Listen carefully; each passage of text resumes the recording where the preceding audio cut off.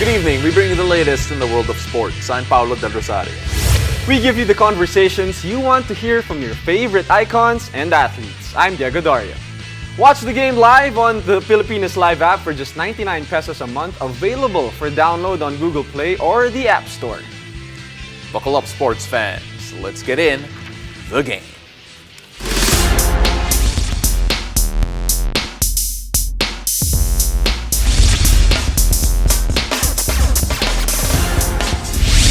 We are down to the last two games of the PVL Invitational semifinals, and with us now to give a look at the PVL semifinal scenarios is volleyball analyst Mela Tunay. Mela, how are you?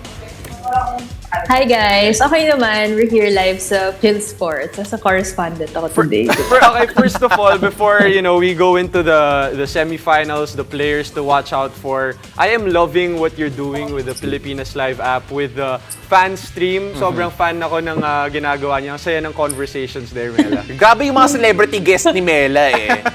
Yan ang masasabi ko. Oo. Alright, Mga so Claudine Barreto. Oo, mga Claudine Barreto nga lang. So abangan niyo sa fan stream yung mga surprise Mga guests pasabog nila, nila. Mela dun. Oo. Pero Mela, so far today may game tayo ongoing between the Ablaze and PLDT. So far I think we're in the third set. Kasi panalo na in the third set yung Kurashiki Ablaze. So it's a 25-14 in that third frame. Right. 2-1 in favor of Kurashiki. And Mela, just for the fans that are wondering, ano ba yung mangyayari? Whoever wins this game, what are the repercussions of the results? Well, actually, leaning towards Japan na going to the finals with Creamline on Sunday, especially because they're 2 sets up now. Parang the best chance of PLDT in the finals kasi if they win today in 3 to 4 sets. So, medyo kinabahan tayo kasi nung second set yan, nanalo sila. So, we were like, of course, the Pinoy fans wanted a PLDT and Creamline all local championship. Pero it's looking like a Japan and Creamline finals after this third set na. And of course, battle for bronze. For those wondering about it, anong situation pagdating sa battle of bronze? So, tawag dito, knockout games kasi yung last day natin. So, yung finals and even the battle for bronze, whoever loses here, I think will be battling it off for the bronze na with either Signal or F2. So, may mga slim chances pa kasi. It depends on the last day of the semi-final. So, still the quotients are gonna be a big factor kung sino yung final na magbabattle for bronze din. But definitely, isa sa mga teams na naglalaro right now, is one of the contenders din sa Battle for Bronze. Yeah, so a lot to watch out for. In other words, watch every game and of course, you can watch it via the fan stream of Mela Tunay. Iba talaga. Iba. Pero Mela, we now have scouting reports on yung mga foreign guest teams natin. Particularly, we have to focus on yung Kurashiki Ablaze. You mentioned a few people here. Who do you want to talk about first as yung pinaka-standout for you? I think si Asaka, she's been the top scorer in all the games. So I think if they're gonna go up against Creamline, they would really need to, more players have to be on that same level. Kasi sa Creamline, as much as, of course, Tots Carlos had been top scoring for the team, madami pa siyang katulong who's capable of having those same outputs, especially si Alyssa. Ang taas din ng average niya ngayong semifinals, and them had been consistent all throughout. And their middles also, whenever they're activated, mataas din yung porsyento. So, I think for Japan, we have yet to see their middles getting much highlights compared to their outside hitters. Well, Mela, you mentioned Asaka for Ablaze for the Japan team, but may teammate din siya na gusto mong i-mention that stood out for you sa ilang games na nilaro nila dito sa semifinals. Kyoka, tama ba? Kasi I interviewed her sa fan stream, and I think her nickname is Sora. Baka mabash ako, guys. Pero if I remember correctly, her nickname is Sora. So she's the setter and the captain, and a lot of Pinoy fans really been impressed with how she plays. And of course, ngayon, talagang attention ng mga players, ng mga fans, nasa setters na talaga. And I think the setter and captain of Japan nga, she'll be key also in their next few games, especially tomorrow. They will go up against Creamline pa, even before the the finals, no, kahit na sila yung forecasted na maghaharap, they still need to perform at their best in a more holistic way. Kasi nga, yung mga outside hitters nila, pansin na natin. So, I think their best chance against Signal is if ma-activate ni Sora yung kanyang mga middles also. Yeah, you mentioned that about the bashing, pero you're the one expert I know about handling mga bashers, so I'll leave that up to you. We were also talking about a while ago how PLDT could be in the bronze medal matchup as well. So let's focus on a couple of the players that you wanted to mention here in terms of standing out so far. Let's go to Rhea de Maculangan, who honestly has had a great conference here. What stood out for you?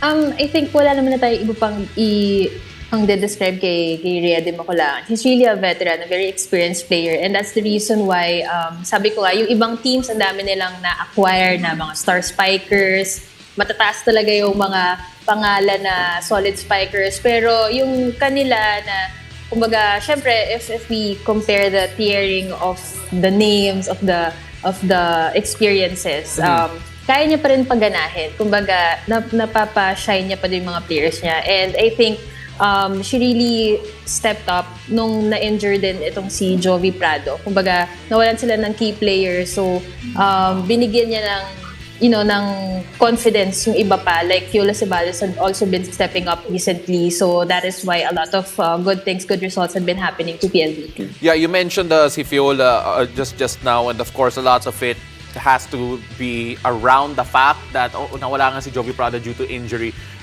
Them stepping up, are you impressed with how they stepped up? Kasi grabe, that hole being left by Jovi is really hard to fill. Yeah, I want to credit that to the leadership nga din ng mga veterans sa team, no? And syempre, the team culture that they have built. I mean, whenever we talk about chemistry, team culture, parang sa atin, mga PVL fans, ibabaw yung cream line dyan. Kasi diba, through the years, yun ay napatunayan nila. But etong PLDT, diba, in the past years, especially after the pandemic, nakita din natin gaano kasolid yung core nila.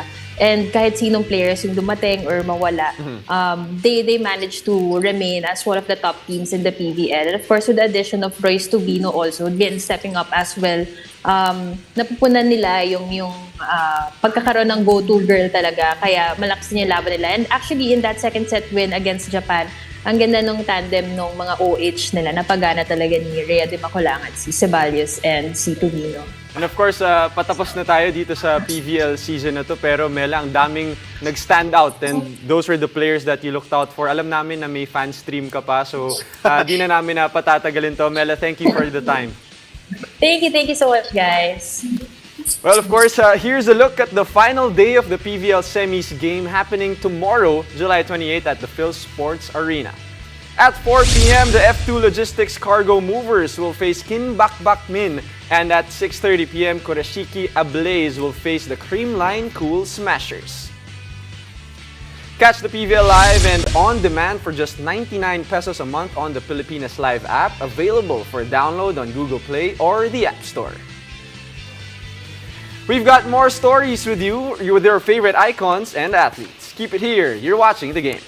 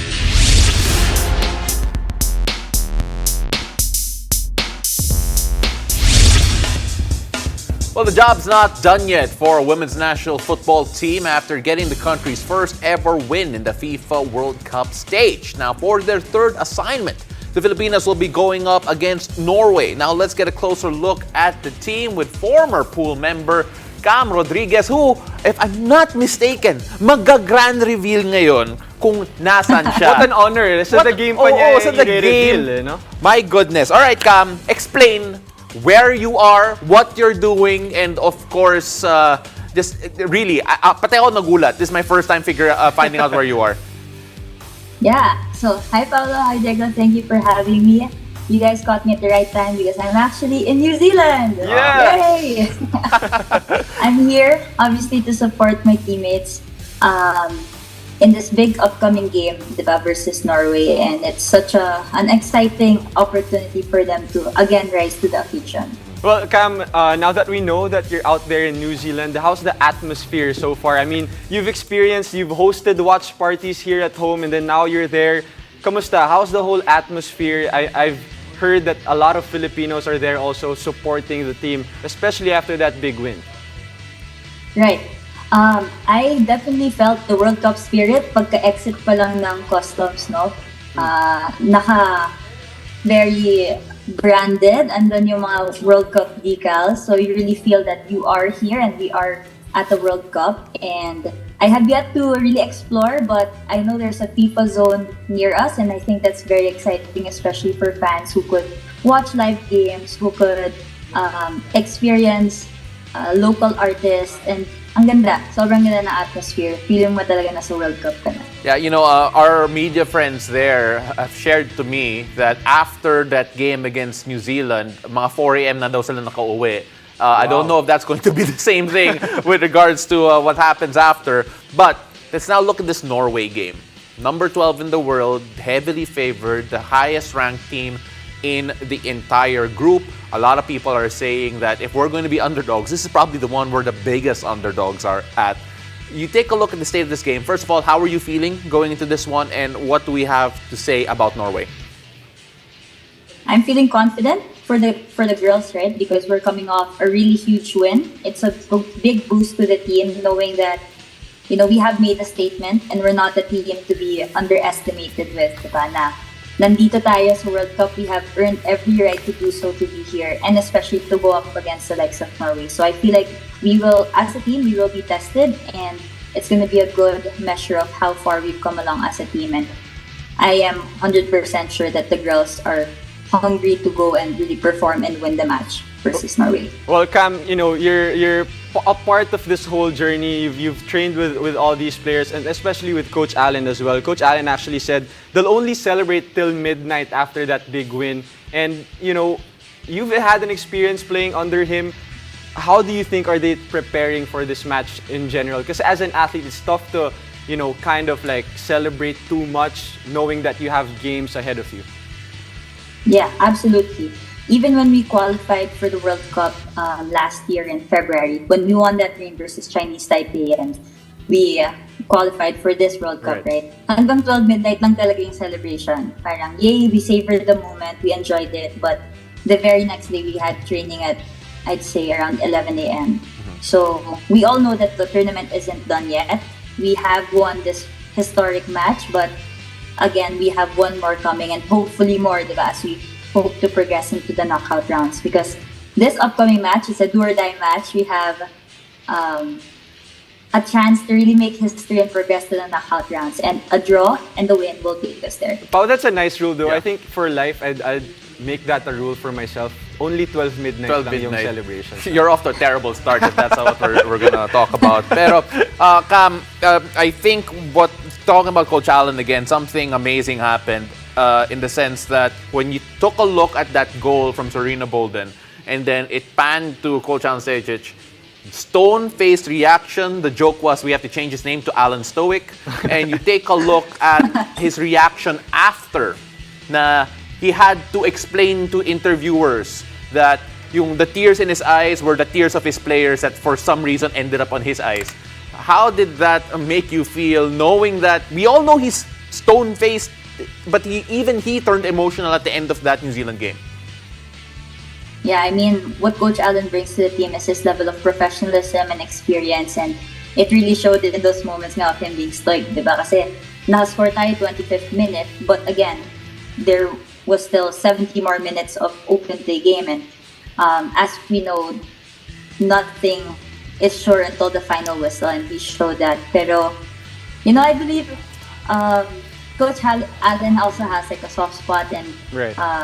is able to celebrate with the team, and he will not admit it, but I know that this journey, this win means a lot to him as well because we have done it together, and everything that we've gone through in the past, I'd say 18 plus months, really is a testament to how far we've come as a team. Well, Cam, actually, I'm kind of curious. You're out there, but I'm sure you've been getting in touch with the players as well. Have they said anything about what they have been doing in terms of the preparations? Has practices been a little lighter? Kasi third game na ito for the World Cup. For me, the most I've made contact with the team is, a congratulations message to them after the win because I know what it's like to be in such a high tournament. Kaya as much as possible, I do respect that space. Pero every time I reach out to them, they just give so much warmth back. So it feels good to hear from them, and I know that they're already locked in for the next match. So. Right. Hopefully, if any of them is watching the episode now, I just say, hey, I'm here, I can see you, and I hope to see you all in the coming days. We'll forward this to them and let them feel the surprise as well. Pero, Cam, you made the prediction last time around. You predicted a 2-1 win for the Philippines against New Zealand. We did even better. We kept a clean sheet, 1-0 in favor for the Philippines. So, ano mangyayari in the next game? Courtesy of Cam Rodriguez, our resident prophet here so far. Let's go 2 for 2. Let's win the next game. I believe that it's going to be a very tight game. We're going to win 1-0. Definitely, the match will be very close, and it will be a match of moments. And that's what really good football matches usually end up in. And I believe we're capable of taking our moments. We showed that we were capable in the New Zealand game, diba? When you look at the stats, New Zealand was more of a dominant team, and as we head into the next match versus Norway, they are going to be the dominant team, and we just need to take the moments, take our moment, make it count, because one goal can really set the difference from history now and even more history as we progress. Is that a hot take? You know what? I legit think it's a hot take. And but I think I know where she got the hot takes. Coach niya si Jello Vito, Paul. Yan din. Of Shout course. out, Coach. You're learning and you're taking that from his basketball to football. Cam, maraming salamat. Let's see whether or not it'll come through. Now, if you get this right, ako naman mga libre. Boom, Yan. owes you dinner or lunch or something. I'll get you one for this one. Maraming I'm salamat. going 2 for Thank you. 2. Yeah, so, 2 for and I'm 2. Let's go. competitive, Kaya handa kayo. Thanks, Thank Cam. you very much, Cam. So, Thanks so much, Ken. after the break, we'll find out the latest coming from the upcoming Southeast Asia VLeague happening this August. Stay tuned. You're watching The Game.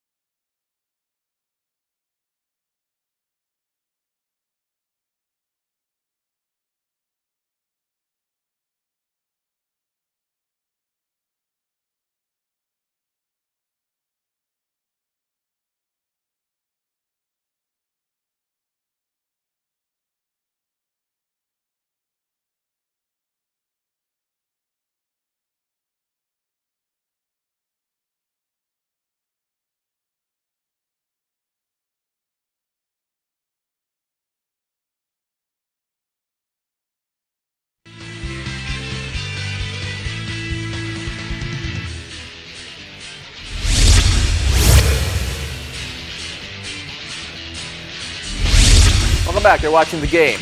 The top men's volleyball stars in the country are set to banner the lineup for the Philippine leg of the Southeast Asia VLeague that starts tomorrow in Laguna.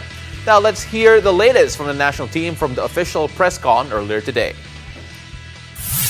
When you play with, how can I say, not a senior but experienced player. Okay, Bagunas play in Japan, Bagunas no Espejo play in Japan, Bagunas in Thailand, and he can share his experience in the players.